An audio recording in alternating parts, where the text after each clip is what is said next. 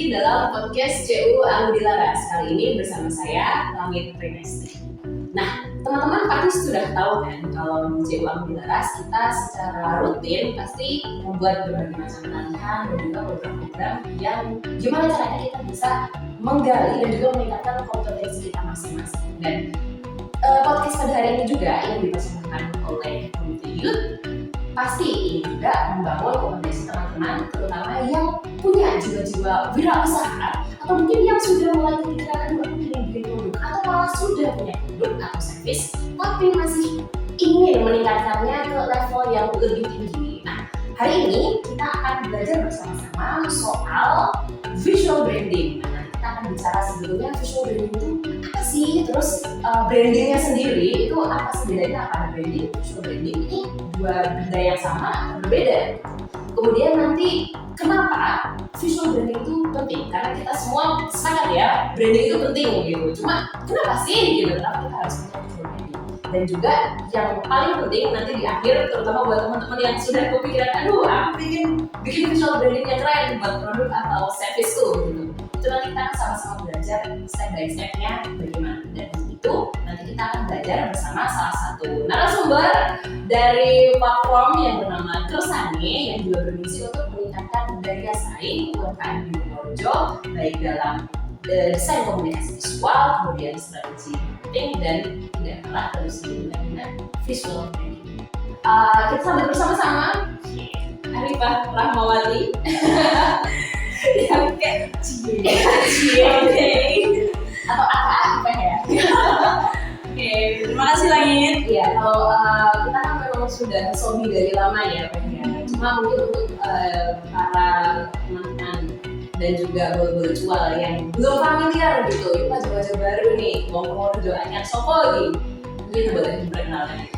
Oke, nama saya Arifah Rahmawati. Biasanya dipanggil Ipeh, jadi panggil Ipeh aja. Karena biasanya kalau Arifah saya nggak nengok.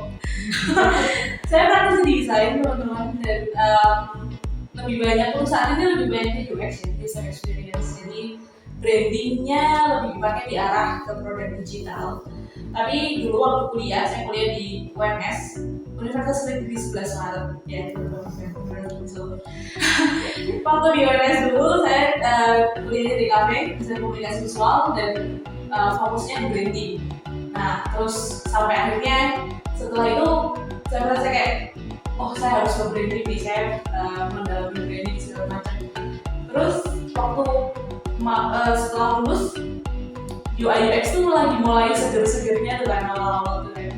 Nah, dari situ saya kayak mainan baru tuh, kayak kok seru ya mainan desain untuk produk digital kayak gitu kan. Akhirnya saya belok nih, lebih mendalami ke arah produk digital gitu. Jadi brandingnya lebih ke arah produk digital seperti itu. Nah, baru kita ketemu lagi kapan ya? Akhir tahun lalu ya. Akhir tahun lalu. Bulan lebaran-lebarannya. Iya, bulan lebaran ya. Setahun ya. Kita ketemu lagi, kalau situ seru nih kalau kita ini branding lagi. Dari situ saya mulai balik lagi ke ranah utama yang dulu sempat ditinggalkan, itu branding lagi. Sampai akhirnya yaudah kita memutuskan untuk mendalami branding. Di sini saya sama Langit untuk kolaborasi branding. Gitu sih mungkin ya. Iya, jadi selain praktisi branding, Mbak Ipa ini juga merupakan co-founder dari Kersane. Dan untuk selanjutnya semoga nanti CU Anggi Laras dan Kersane bisa bareng-bareng ya bersama-sama untuk membantu rekan-rekan UMKM di Purworejo atau teman-teman yang mungkin sebetulnya sudah pingin bikin usaha tapi sebenarnya waduh kenapa ini brandingnya begini gitu. Jangan khawatir, nanti kita akan bersama-sama bareng-bareng, kita pokoknya saling membantu aja ya. Nah, untuk itu nih, karena sekarang tadi kita sudah bicara awal-awal memperkenalkan branding gitu, ngomong gudang branding Apa sih itu?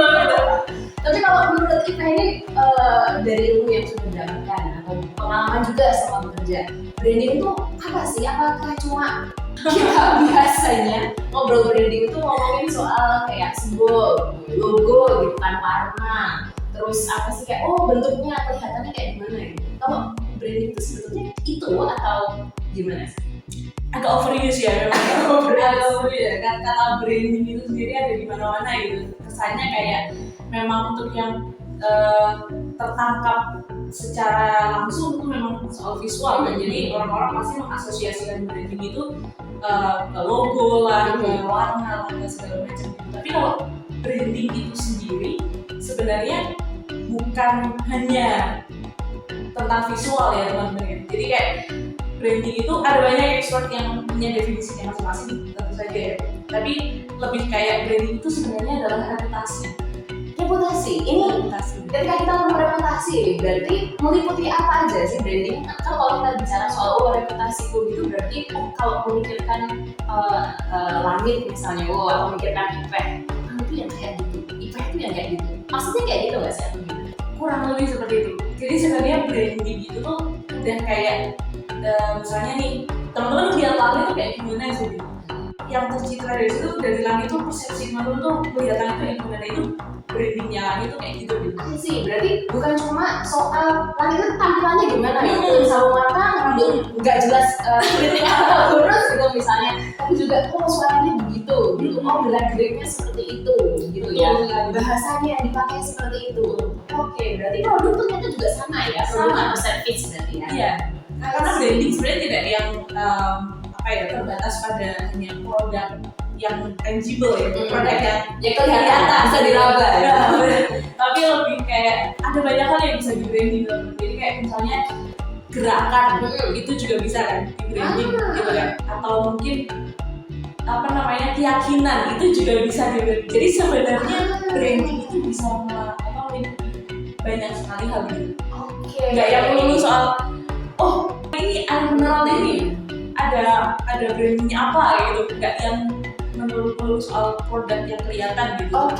Jadi mungkin malah apa yang disebutkan seperti slogan misalnya air mineral ini ada manis-manisnya misalnya gitu. Itu sebetulnya jadinya lebih ke perwujudan dari identitas atau reputasi yang ingin dibangun oleh brand itu. Jadi kata-kata misalnya nih, saya punya produk misalnya, teman-teman di sini semua punya produk. Dalam kita pertama-tama ingin menemukan, aku punya produk nih, tapi aku mau punya branding. Nah itu tuh gimana? Apakah mencari branding, terus kayak buka-buka buku gitu, gimana caranya membuat branding? Atau perjalanan itu gimana sih untuk memahami branding masing-masing dari produk atau service kita? Idealnya idealnya itu tuh kalau teman-teman udah punya produk, teman harus tahu dulu produk itu apa gitu, luar dalam harus tahu dulu. Jadi itu namanya product insight. Misalnya nih kan kita di Purworejo ya, Purworejo itu kan salah beberapanya gitu produk-produk yang khas itu, misalnya kalau favorit saya itu celorot misalnya. Saya punya bisnis celorot gitu, mbah saya tuh pinter bikin celorot. Nah saya ingin menjual celorot resep mbah saya. Boleh. Produk insight-nya berarti gimana? Gimana saya harus memikirkan produk insight celorot dari mbah saya adalah, kamu harus tahu dulu nih ini celorot ini terbuat dari apa nih? Terus ini tuh ketahanannya berapa lama? Kalau misalnya katakan kamu mau jual ke aku, kamu kan harusnya tahu nih ketahanannya berapa lama kan? Kamu nggak bisa dong jual, ini mesti kayaknya misalnya minggu depan, tapi kamu bikinnya sekarang misalnya. Terus ternyata udah bosok gitu kan minggu depan, kan nggak masuk. Jadi kayak semua hal yang meliputi soal produkmu itu kamu harus tahu gitu. Nanti kamu misalnya celorot, kamu nge-packnya kayak gimana? Ini kalau nggak salah ya, kan di CU sendiri kan sering ada pelatihan macam-macam kan tentang antara lain, kalau tidak salah ada juga soal BMC ya, bisnis model nafas gitu. Kalau nggak salah kita juga dulu pernah bicara soal yang namanya value proposition gitu. Apa faktor pembeda gitu misalnya. Nah tadi ngomongin celorot apa yang membuat celorot saya beda, bukan celorot saya beda dengan celorot mbahnya IPEK. Itu termasuk produk insight juga? Iya benar. Jadi kayak kalau dalam branding itu sedikit lebih berbeda itu lebih bagus dari sedikit lebih baik. Misalnya nih dengan contoh celorot mbah saya, sedikit berbeda lebih baik daripada sedikit lebih baik. Kalau sedikit lebih baik misalnya gimana? Sedikit lebih beda misalnya gimana? Ini saya mau ngutip dari Panji Pragiwaksono ya. Disclaimer dulu. Jadi kayak dia bilang tapi dia nggak spesifik bilang dalam branding sih. Tapi bisa diaplikasikan. Iya, Jadi kalau kalau sedikit lebih berbeda itu lebih baik daripada sedikit lebih baik. Kenapa? Kenapanya dulu bertanya. Jadi kalau misalnya kita mau balapan nih soal baik-baikan produk sama kompetitor, itu nggak ada habisnya dulu. Jadi akan ada efeknya ya kalau kamu punya modal yang gede untuk terus-terusan perang sama kompetitor itu ya mungkin bisa ya improve terus gitu ya, terus improve. Jadi kayak perang dingin gitu ya. Jadi kayak dari kejaran. Itu tuh capek gitu. Padahal sebenarnya konsumen itu akan notice sama produk kita kalau kita tuh sedikit lebih berbeda aja dari yang lain. Misalnya tadi celorot ya. Misalnya soal celorot, apa yang membuat celorot kamu itu berbeda sama celorot yang lain? Misalnya kalau celorot pada umumnya bungkusnya pakai daun kelapa ya kan, tapi kalau celorot saya bungkusnya pakai daun lontar gitu. boleh bisa kayak gitu ya. Jadi kayak misalnya kita sama-sama punya celorot nih kan, dan katakanlah di pasar tuh kan celorot banyak banget. Nah, gimana caranya orang yang mau beli celorot itu bisa kayak notice, oh ini celorotnya Langit loh. Bahannya Langit. Ini celorotnya bahannya Langit loh. Itu penting banget. Makanya kita bilang identitas brand itu kan penting. Karena itu membedakan kalau sial-sialnya setidaknya misalnya produk kita itu sama aja sama yang lain, itu kita bisa cari diferensiasinya atau pembedanya itu lewat identitasnya, lewat cara marketingnya, lewat cara mengkomunikasikannya gitu. Jadi sebetulnya ini kalau kita ngomong branding secara umum gitu ya, mau itu branding untuk produk, mau branding untuk diri sendiri, mau apapun itu, pertama kita harus mengenal dulu begitu ya, produk ini apa, kira-kira yang suka siapa, kira-kira yang bikin beda dengan yang lain apa, sama diri sendiri juga sama gitu ya. Sayangnya kita sering tidak pernah post gitu sih. I see. Semakin dalam kamu tahu produkmu semakin bagus. Dan nanti berarti dari apa yang sudah kita pahami tentang diri kita sendiri atau produk dan service kita sendiri, itulah yang akan menjadi referensi ya, bagaimana kita akan mengejawantahkannya keluar begitu, lewat marketing, lewat komunikasinya akan lebih jelas kan. Kalau kamu mau ngomong apa, otomatis kan itu akan lebih jelas daripada kalau kita ngobrol, aku nggak tahu nih aku ngomong apa, itu kayak ngalor gitu. Jelas. Kamu nangkepnya juga nggak enak kan kalau ngomongnya nggak jelas kan.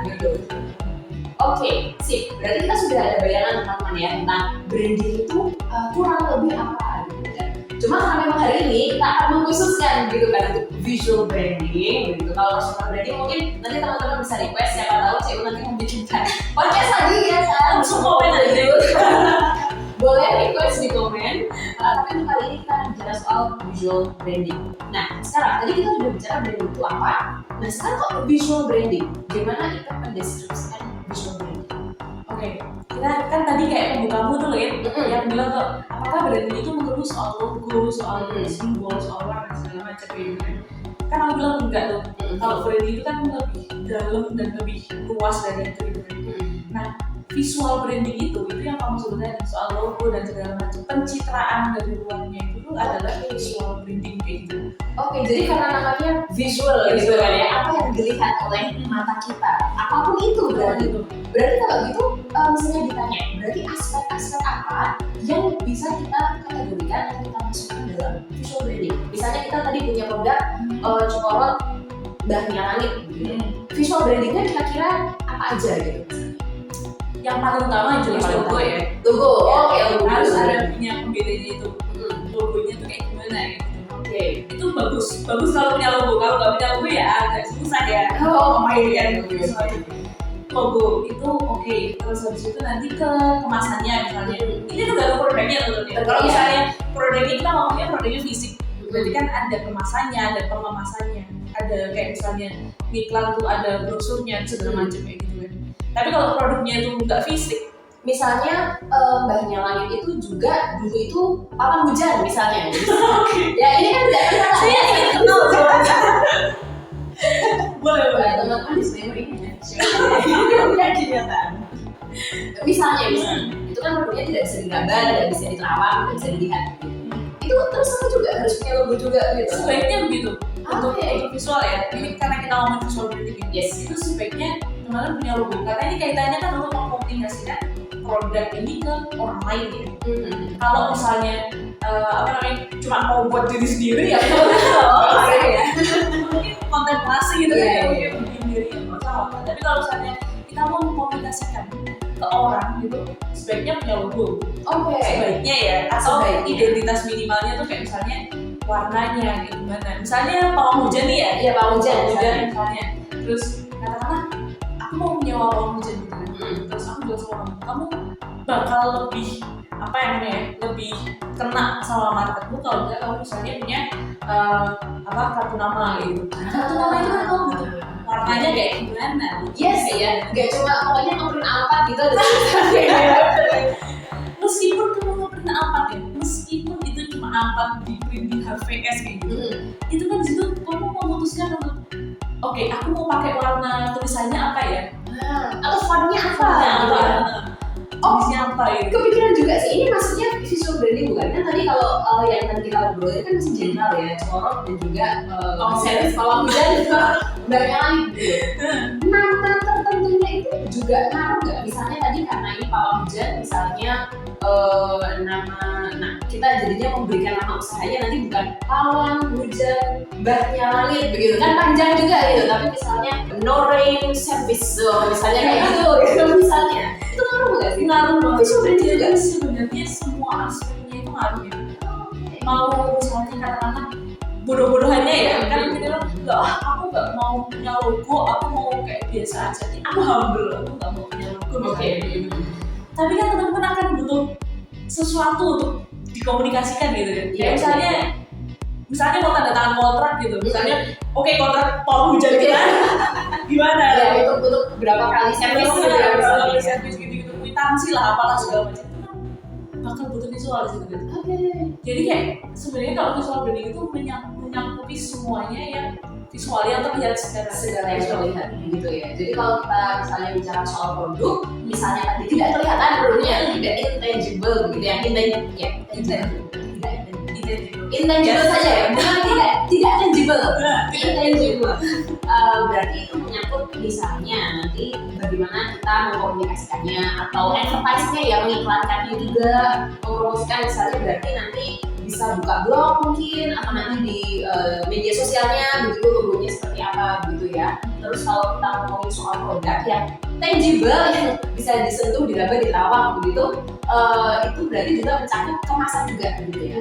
Ini kalau kita ngomong kemasan nih sekarang, misalnya tadi kita bicara soal corotnya mbahnya langit begitu, kita ngomong kemasannya begitu. Kalau kita ngomong soal visual branding yang ideal, ini kan kita contoh ya, itu berarti mencakup apa saja untuk kemasan si corot ini? Nah, ini seru nih. Karena produk yang akan kita bahas ini corot ya. Misalnya nih, kalian butuh pembeda si corot ini atau yang lain gitu kan. Terus apakah visual branding ini melulu soal mencetak kemasan misalnya di plastik gitu, atau misalnya di kertas atau di apa? Apakah visual branding melulu soal itu? Iya, atau di kardus atau belum tentu dong. Oke, menarik nih. Misalnya nih, karena kita corot ya. Misalnya, ini corot tetangga pada di plastik itu semua nih ya kan? Iya. Ini persaingan udah ketat. Iya. Menggunakan plastik branding itu sudah. Nah, kita bisa katakanlah kalau bisa coba misalnya pakai daun pisang kering gitu kan? Pakai klaras ya. Klaras. Ini misalnya, kita belum. Teman-teman yang punya bisnis suara perhatikan ya. Ini kita belum coba. Jadi bener-bener ini dari saya aja. Karena kan harus diuji coba. Iya, harus diuji coba. Nah, misalnya pakai itu daun klaras gitu kan, klaras. Terus habis itu taruhlah corotnya di situ. Terus habis itu ditali pakai tali kayak serat-serat gitu ya. Kayak misalnya tali tempe itu kan pakai tali bambu gitu kan. Iya, itu kan secara kos sangat murah sekali ya kan. Dibandingkan lain. Terus misalnya, nah kalau cuma pakai klaras, cuma pakai kayak itu, identitasnya mana gitu? Iya kan nggak ada ya. Ada satu yang pakai klaras gitu. Logonya ditaruh mana? Masa dicap di klaras? Nggak lihat kan dong gitu. Itu bisa misalnya teman-teman ngeprint pakai kertas coklat. Yang coklat-coklat. Yang coklat-coklat itu. Iya. Kasihlah identitas kamu. Misalnya kamu punya Jadinya kasih logo bambu apa gitu, Iya, iya. terus kasih kontaknya di situ, terus itu ditaliin tuh di situ. Oh, Itu kan cantik dan tidak terpikirkan orang lain. Iya, Jadi itu iya, kayak iya. beda sama tetangga-tetangga Kayak yang pakai plastik bening misalnya ya. I see. tapi gini itu harus diuji coba dulu. Iya. Dan Soal visibility-nya. semuanya ini harus dicoba di rumah. Jadi bukan jangan dicoba sendiri di rumah, ini harus dicoba gitu. Karena kan kita harus mempertahankan ketahanan dari produk itu juga kan. Dari yang dulu soal visual sebenarnya. Secara fungsi juga harus oke gitu. Oke. Kalau misalnya kita visualnya udah bagus banget tapi ternyata fungsinya malah nggak masuk ya cuma dong ya kan. Iya, betul. Berarti kalau gitu, seperti yang tadi sudah kita mulai obrolkan dengan Mbak Ipri ini, ternyata ngomongin branding itu banyak banget ya elemen yang perlu kita perhatikan.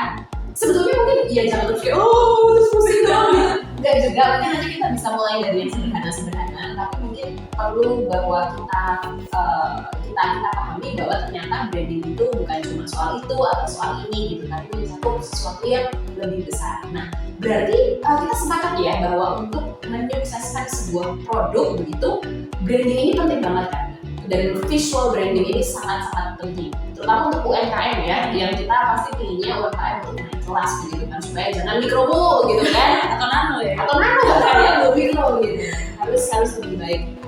Nanti kita akan lebih jauh ngobrol soal pentingnya itu seperti apa sih, kenapa sih kita harus punya visual branding, dan nanti juga akan melanjutkan bagaimana kita bisa mulai membangun branding kita sendiri di segmen selanjutnya.